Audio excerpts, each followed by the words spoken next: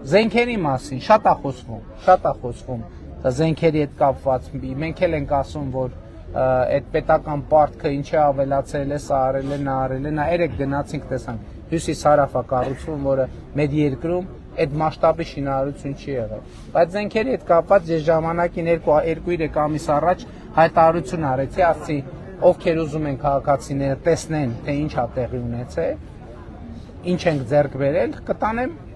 ցույց կտամ արդեն քանի խումբ հրավիրել եմ գնացել ենք բայց այնքան թիվը մեծ է մարդկանց վերջ եկանք այն եզրակացության որ պետքա բոլորին ցույց տանք հրապարակային ցույց տանք եւ մենք մտածում ենք հիմա որ առաջիկայում հրապարակային ցույց տանք որպես մեր քաղաքացիները տեսնեն թե ինչի մասին է խոսքը բայց մենք դա անում ենք նաեւ խաղաղությունը ընդգծելով եւ խաղաղության համատեքստում քանի որ խաղաղությունն է մեր հարևանների հետ լարվածություն չկա մեր հարևանները հույս ունենք դա չեն ընկալի որպես ագրեսիվության կամ բանի ցուցադրություն մենք մեր ժողովրդի առաջ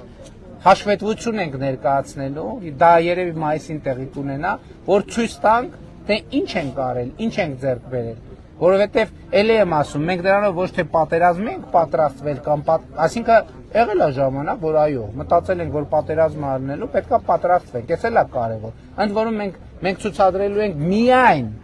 մեր իշխանության օրոք եւ հիմնականում 22 թվից հետո ձեռք բերված սպառազինությունը բայց հիմա խաղաղությունն է բայց դա չի նշանակում որ մենք պետքա չունենանք պաշտպանունակ բանակ որովհետեւ առանց բանակի երկիրը ինքը գայթակղություն է կարա գայթակղությունը լինի ագրեսիայի համար եւ այլն եւ առաջիկայում համոզված եմ ձեր այդ հարցի պատասխանը նույնպես կստանաք ուզում եմ շնորհակալություն հայտնեմ ձեզ